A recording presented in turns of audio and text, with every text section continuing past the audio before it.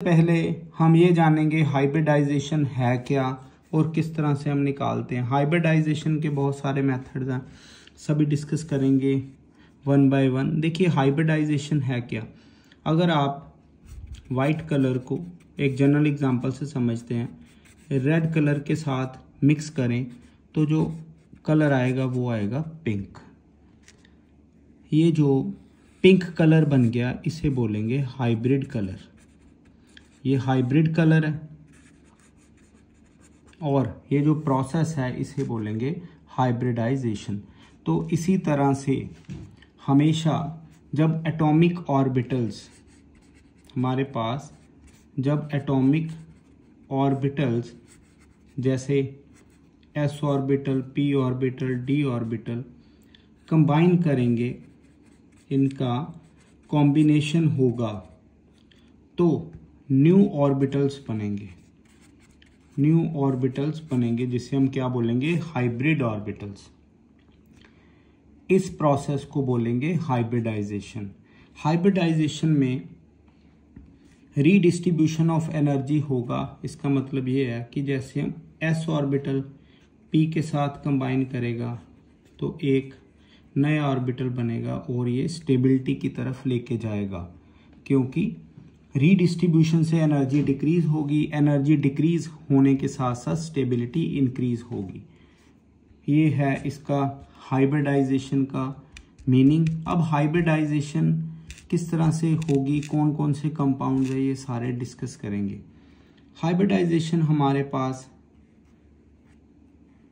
ये sp hybridised कोई भी कंपाउंड होगा तो इसकी जो ज्योमेट्री होगी वो होगी लीनियर। हाइब्रिडाइजेशन के लिए आपने पॉइंट याद रखना है, हाइब्रिडाइजेशन सिर्फ ज्योमेट्री के बारे में बताएगी, ये कभी भी शेप के बारे में नहीं बताएगी। ये ज्योमेट्री बताएगी, शेप के बारे में ये बिल्कुल नहीं बताएगी।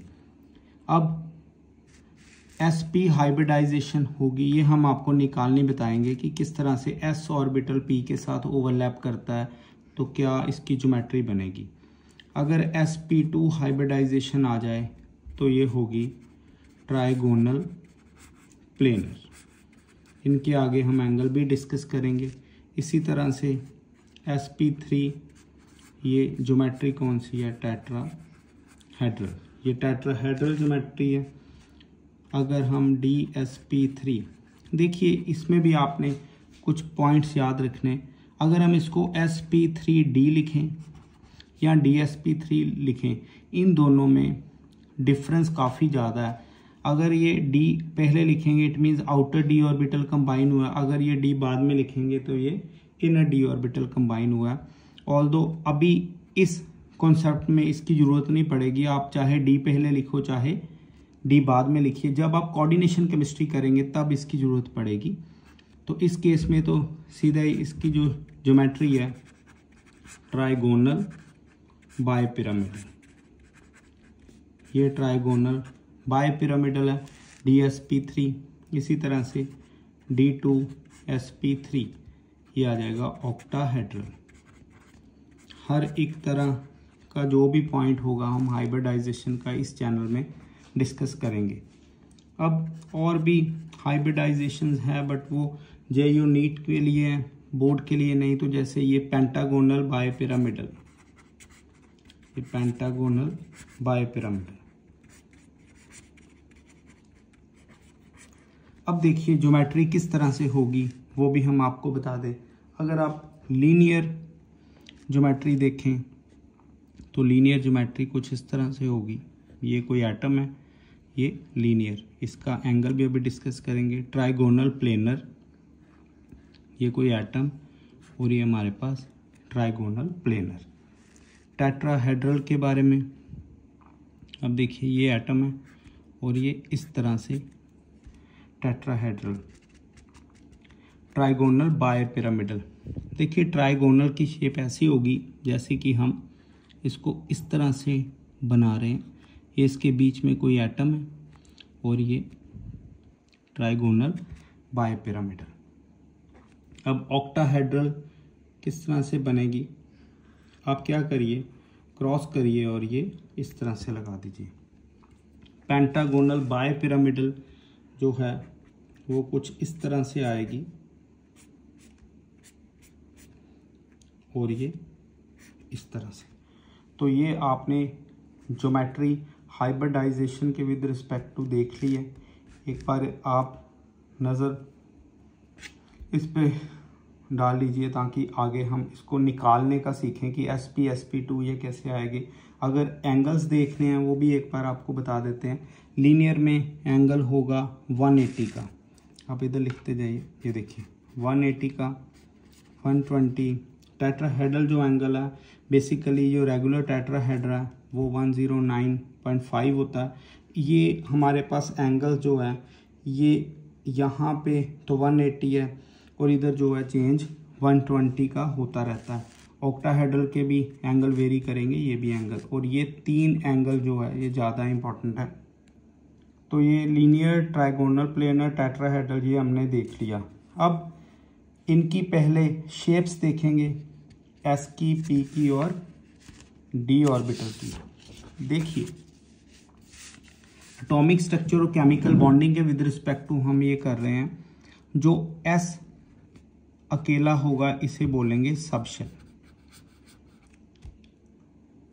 बट जब S किसी नंबर के साथ आ गया, सपोज करिए इसके साथ कोई नंबर लगा दिया, नंबर और सबशेल जब ये दोनों आपस में इकट्ठे लग जाएंगे तो ये बन जाता है ऑर्बिटल।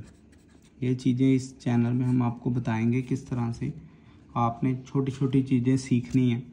जैसे कि हम एग्जांपल दें, अगर आपको क्वेश्चन आए व्हाट इज S, तो ये है सबशेल। व्हाट इज 2S, ये है ऑर्बिटल। अब इसके साथ नंबर लगा हुआ है, सेम P का भी सेम है, D का, सभी का। अब इनकी फुल फॉर्म्स देख लीजिए। S की फुल फॉर्म है शार्प, मोस्टली बच्चों को ये नहीं पता होती। P principal, D diffused, F fundamental. All दो आगे G भी है, वो मैं आपको एक बोनस में बता रहा हूँ। ये जरूर यहाँ पे तो काम नहीं आएगी हाइब्रिडाइजेशन में, बट ये फिर भी आपको पता होनी चाहिए। ग्रेन्युलर। अब S की जो शेप है वो कैसी है? S की शेप है स्फेरिकल। S की शेप स्फेरिकल। इसी तरह से P की शेप डम्बल। P की शेप डम्बल है और D की शेप डबल डम्बल। ये डबल डम्बल है। ऑल्दो यही तीनें यूज होंगी, जो तीनों की तीनों शेप्स हैं, तो हम इसी के ऊपर ही फोकस करेंगे। फाइन। अब देखिए किस तरह से हाइब्रिडाइजेशन की कैलकुलेशन करनी है। कैलकुलेशन ऑफ,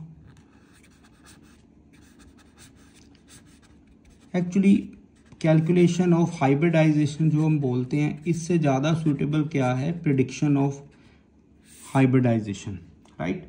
बट किस तरह से इसको प्रेडिक्ट करना वो देखिए। जो बेसिक फार्मूला है हाइब्रिडाइजेशन का वो ये वाला है। H मतलब हाइब्रिडाइजेशन, हाफ, और ब्रैकेट में आपने लगाना है numbers of valence electrons plus mono atomic atom. Mono atomic कौन से है? जैसे हमारे पास ऑक्सीजन है, अगर आप बात सुनें, जैसे ये F2 है, O2, ये क्या है जी? ये डायटोमिक है। तो जो अकेला रहेगा हमेशा मोनो में, उसको क्या बोलेंगे आप? Mono atomic. तो next minus cation plus anion. तो इस तरह से आपने ये वाला फार्मूला देखना है। वैलेंस इलेक्ट्रॉन निकालने के लिए मैं आपको एक ट्रिक बता देता हूँ। वैलेंस इलेक्ट्रॉन निकालने के लिए आपने क्या करना है, जो एटॉमिक नंबर 3 से लेके 10 तक, 3 to 10 -2 करिए, आपके पास वैलेंस इलेक्ट्रॉन आएंगे। और एटॉमिक नंबर 11 to 18 आप करेंगे -10, तो आपके पास वैलेंस इलेक्ट्रॉन आ जाएंगे।